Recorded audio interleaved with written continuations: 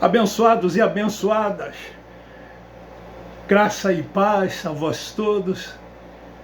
Hoje, terça-feira, 27 de julho, quase 17 horas, eu estou aqui para gravar mais um vídeo no meu canal para a nossa reflexão.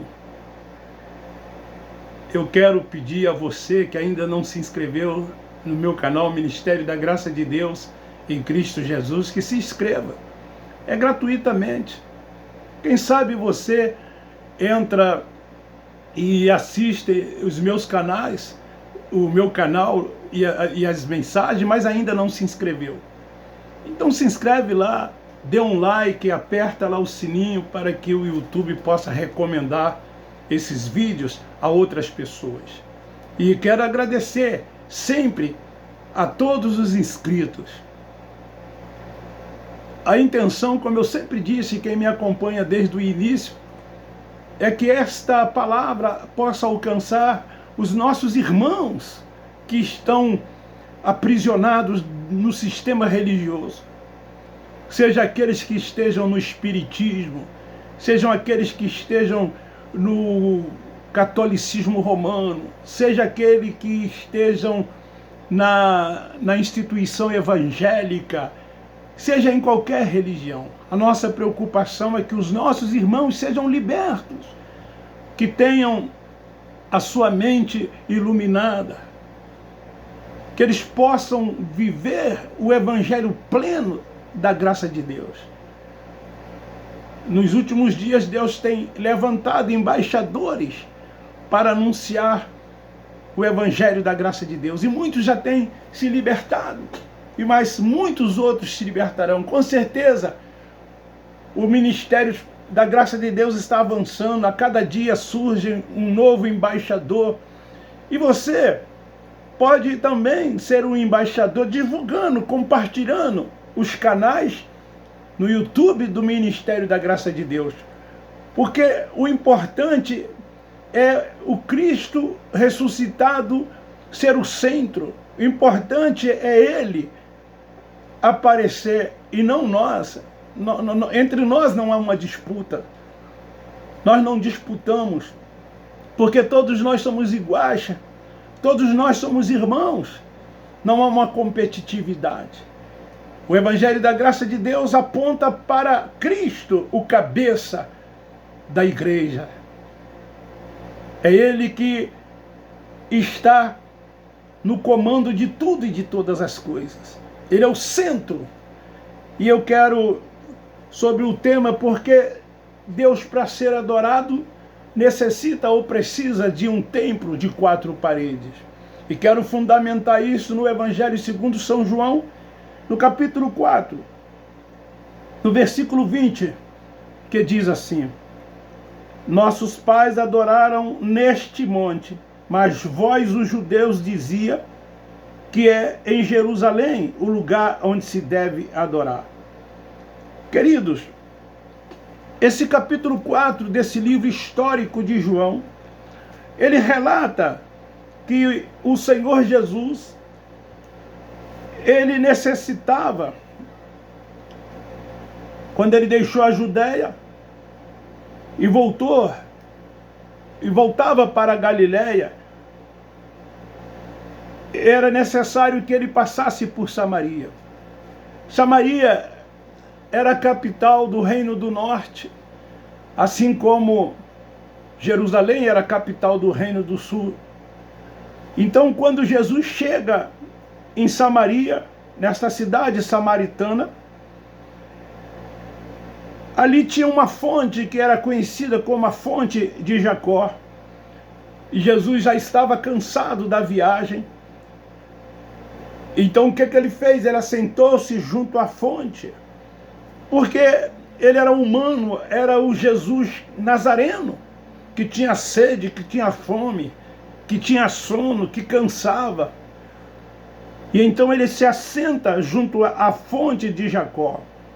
E quando ele está ali assentado, uma mulher chamada samaritana, ela vem tirar água. E quando ela começa a tirar água, Jesus disse para ela: dá-me de beber, porque ele estava cansado da viagem que fazia. Então Jesus, naquele instante, quando pedia água à mulher samaritana, ela diz para ele assim: como pode tu, sendo judeu, me pedir de beber se eu sou uma mulher samaritana? Porque os judeus não se comunicavam com os samaritanos. Então Jesus, naquele instante, ele disse: se conheceres o dom de Deus, e quem é o que te pede de beber, tu lhe pedirias, e ele lhe daria água à vida. Enfim, queridos irmãos, e a conversa entre Jesus e aquela mulher continuava. E depois, a um certo ponto, ou a certa altura da conversa, a mulher se dirige para Jesus, dizendo assim: Senhor, os nossos pais, eles adoravam neste monte. Mas vós, os judeus, dizeis que é em Jerusalém o lugar aonde se deve adorar. E então Jesus responde para aquela mulher: mulher, crê que a hora vem e que nem neste monte, nem em Jerusalém adorareis o Pai. Querido, Deus ressuscitado, ele é espírito, e importa que os que o adorem o façam em espírito e em verdade.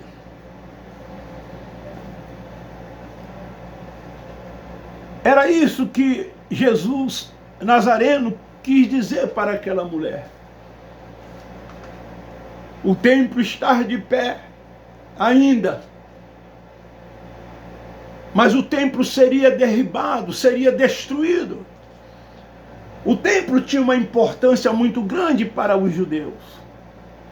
Era comum, segundo a lei, as pessoas subirem aos montes, frequentar esses lugares, como também frequentar o templo. Mas o Cristo Nazareno estava apontando para um futuro, dizendo para aquela mulher: crer que chegará dia em que o Pai, que é Espírito, será adorado em todos os lugares. Ele disse isto para aquela mulher. Eu aprendi desde criança que esses lugares chamados de templo, que eles chamam de igrejas, porque é assim que os religiosos chamam esses lugares. Eles dizem assim: eu vou à igreja, quando na verdade a igreja é ele, mas ele diz que vai à igreja. Ou seja, esses lugares que são templos e que eles o classificam como a igreja. E então, desde pequeno nós aprendemos que esses lugares era a casa de Deus. Nós aprendíamos em corinhos, né? Vamos à casa do Senhor. Alegrei-me quando me disseram. E a gente acreditava, ia crescendo e acreditando que ali, na verdade, era a igreja. Por mais que se diziam que nós éramos o templo, né? Mas isso ficou fixado na mente de muitos, como até hoje, a valorização desses lugares como igreja. E as pessoas, elas acreditam ainda que esses lugares a manifestação da glória, do poder de Deus. Que para elas adorar, para sentir comunhão, elas precisam de estarem neste lugar. Então nós aprendemos que Deus lá morava e que Deus lá habitava. Há hinos ou corinhos que dizia assim: quando eu chegar lá, o Senhor já estava. E eles cantam isso até hoje.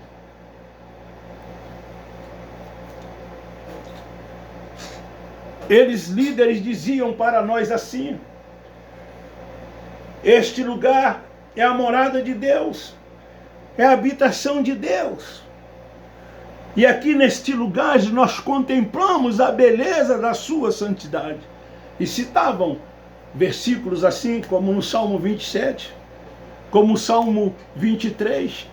Certamente que a bondade e a misericórdia me seguirão todos os dias da minha vida e habitarei na casa do Senhor por longos dias. Uma coisa eu pedi ao Senhor e a buscarei, que eu possa morar todos os dias da minha vida na casa do Senhor, para aprender do Senhor e contemplar a beleza da sua formosura. Então nós tínhamos esses versículos decorados para justificar que aquele lugar que nós frequentávamos era a casa de Deus. Eles implantavam em nós um terror, para que nós tivéssemos medo, como muitos diziam assim: tira o sapato dos seus pés, porque este lugar é santo. Como eu disse outro dia em uma das minhas mensagens, que eu conheço um templo, um lugar deste, que no púlpito as pessoas para subirem precisam tirar o sapato, só sobem descalço, porque o líder daquela instituição religiosa, ele ensina para os seus fiéis que aquele lugar ali é santo, como se os demais lugares, os demais espaços, não há necessidade de uma santidade. Acontece, gente, que nós reverenciávamos muito estes lugares. A gente tinha um medo de estar nesses lugares.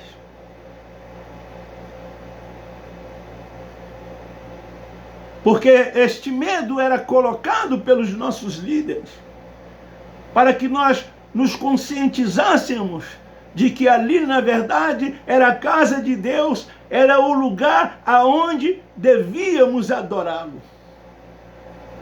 O que essa mulher, ao encontrar Jesus, a tradição dizia, como ela mesma afirmou para Jesus: os nossos pais adoravam neste monte, mas vós, os judeus, dizeis que é em Jerusalém que se deve adorar. E Jesus responde para ela, o Cristo Nazareno: não é neste monte, nem tampouco em Jerusalém, aonde se deve adorar. Deus é espírito e importa que os que o adorem o façam em espírito e em verdade.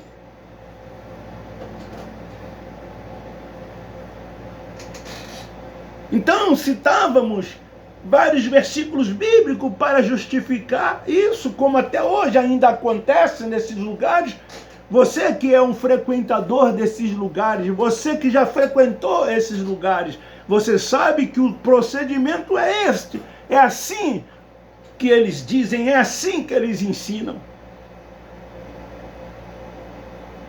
Eles querem que esses lugares, cada vez mais, haja frequentadores. Mas não é para que as pessoas possam adorar, não. Frequentadores para que os seus objetivos, para que as suas conveniências, para que os seus interesses sejam alcançados. E quanto mais gente, mais os seus interesses, mais os seus objetivos são alcançados. Mas Deus tem feito com que o Evangelho da graça de Deus abra os olhos dessas pessoas que lá estão, para que elas possam fugir desses alçapões, fugir desses lugares onde há tão fardos pesados sobre os seus ombros, aonde as pessoas são subjugadas, quando ela é o organismo vivo, quando ela é a habitação de Deus, porque Deus habita no nosso espírito e testifica que nós somos os seus filhos. E aonde nós estivermos, nós o adoramos em espírito e adoramos também em verdade. Como eu disse, nesses lugares nós ouvíamos sermões e profecias que nos levavam a crer que tudo isso era uma verdade. Nós acreditávamos nisso. Deus vai falar. Deus está falando. Era assim que acontecia. E era assim que nós acreditávamos. E hoje ainda em muitos desses lugares é visto e entendido desta mesma maneira. Nesses lugares há uma materialização de coisas e objetos para simbolizar a real presença de Cristo naquele lugar, tal como na velha aliança, tal como acontecia no templo lá em Jerusalém. Na Igreja Católica Romana, além dos objetos, se tem as imagens. O comportamento dos seus fiéis são percebidos e notados com grande temor. As suas reuniões são realizadas com muitas liturgias, com muitos rituais e com muitos dogmas, para que as pessoas de fato acreditem que ali naquele lugar é o lugar aonde Deus deve ser adorado. Assim mesmo também acontece nas instituições evangélicas, não é diferente. Lá também é assim. Aos domingos, principalmente, há instituições que têm reuniões de segunda a domingo, e muitas delas de hora em hora. E os seus líderes sempre irão dizer para as pessoas que ali é o templo da habitação de Deus, que ali é o lugar aonde se deve adorar a Deus. Nestes lugares há preceitos dos homens, nestes lugares há rudimentos da lei de Moisés. Nesses lugares há disputa entre as pessoas para ver quem deve ser o melhor quando estiver cantando, quando estiver pregando, quando estiver dirigindo uma reunião. A gente percebe uma disputa entre eles. Lá, na verdade, o homem tem sido o centro das reuniões, nas reuniões nesses lugares. E o Cristo ressuscitado, que deveria ser adorado, porque é Espírito e está em todos os lugares, na verdade, ele não tem sido adorado nesses lugares. Nós, do Evangelho da Graça de Deus, adoramos a Ele aonde nós estivermos. Estamos sempre rendendo súplicas de ações de graça a Ele, dizendo para Ele: Tu és digno de toda honra, de toda glória, de todo poder e de todo louvor. Todo domínio é do Senhor. Tu és único, Ele é soberano e Ele reina sobre tudo e todos. o nosso foco está no único Deus soberano que é digno de toda a adoração. Então esses lugares não são lugares de adoração a Deus, como eles ensinam na religião, que o templo é o lugar de se adorar, que as quatro paredes é o lugar de adoração.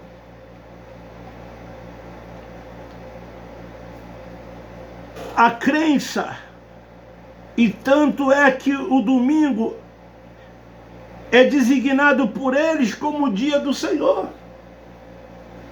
Domingo é o dia do Senhor.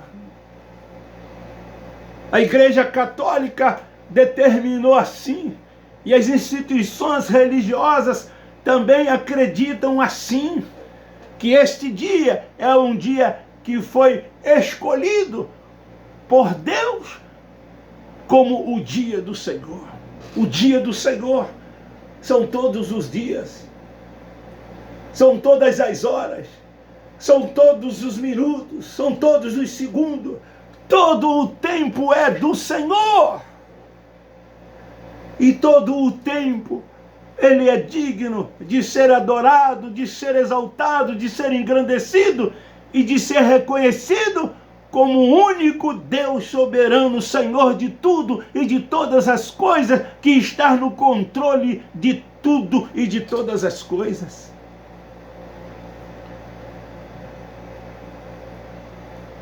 Há líderes que permitem até que as pessoas faltem os outros dias, mas o domingo é sagrado. O domingo eles não permitem que as pessoas faltem às reuniões nesses lugares. E são cobrados, as pessoas são cobradas. Se caso falte aos domingos, eles querem saber aonde as pessoas estiveram, aonde elas foram, porque não é permitido que no dia de domingo se falta a estes lugares.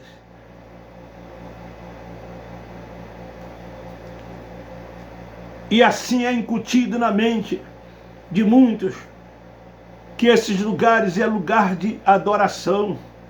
Daí eu pergunto, por que Deus deve ser adorado num templo de 4 paredes? Por que é necessário que se frequente estes lugares para que se adore a Deus? Não foi isto que a mulher disse? Os nossos pais adoravam aqui neste monte, mas os judeus dizeis que é em Jerusalém que se deve adorar. E assim, queridos, os líderes religiosos dos nossos dias se comportam também desta forma, se comportam também desta maneira, dizendo que é no templo que se deve adorar, que é em 4 paredes que se deve adorar. Nós do Evangelho da Graça de Deus fomos libertos disso. Nós sabemos que nós somos o templo da habitação de Deus. Nós sabemos que Deus até está nestes lugares quando um dos seus ali está. Mas não estando ninguém dos seus ali, ali é um lugar como outro qualquer. E Ele, por ser Espírito, Ele está em todos os lugares. E Ele deve ser adorado em verdade, com todo entendimento, com toda a nossa alma, com toda a nossa sinceridade, reconhecer que Ele é o cabeça do corpo, e nós somos uma unidade nesse corpo, e como uma unidade que somos nesse corpo, nós somos todos iguais, e estamos desenvolvendo os dons que Ele tem nos dado, Cristo ressuscitado, para o crescimento, para a edificação, para o fortalecimento da igreja como o corpo de Cristo. Por quê que esses lugares têm sido chamados do templo de onde se deve adorar a Deus? Por quê? Por causa dos interesses de muitos, não tão somente dos líderes, que têm interesses e conveniências, mas também dos seus seguidores. Cada um com o seu interesse. Nesses lugares se criam grupos, facções, partidos. Todas essas coisas ali acontecem. Menos adoração ao Deus que é Espírito, ao Deus soberano, que é o Senhor de tudo e de todas as coisas. Fica aí esta palavra para a nossa reflexão, para a nossa meditação. Querido, você é o templo da habitação de Deus. Ele mora, Ele habita no seu espírito. Ele te dirige porque você é filho dele. E você o adora 24 horas por dia. Todo o momento você está em plena adoração. É possível isso? Sim. Às vezes conversando com uma pessoa, mas você adorando a Deus em espírito e em verdade. Trabalhando, fazendo o que for, mas você está voltado para Ele, reconhecendo de que Ele é Deus, único. A Ele a honra, a glória, o poder, o louvor e a adoração. A Ele que é digno de tudo. A Ele que é único, que dirige sem reserva as nossas vidas, que tem aberto a nossa mente, aberto os nossos olhos. A Ele que tirou de nós o véu para que pudéssemos enxergar a sua grandeza. Pai, Pai querido, Pai de amor, Pai de bondade, Pai de infinita compaixão e misericórdia. Pai, o nosso culto é racional. Pai, o nosso culto é sincero. Nós o temos como Senhor e como o único pastor soberano sobre a nossa vida. É assim que nós no Evangelho da Graça de Deus tivemos.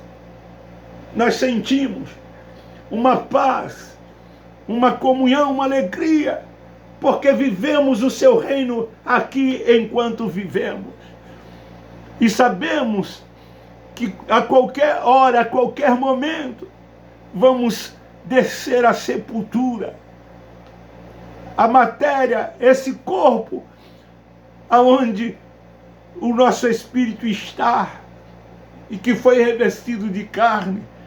E quando isto acontecer, o nosso espírito volta para Deus, num corpo glorioso, semelhante ao corpo do Cristo ressuscitado.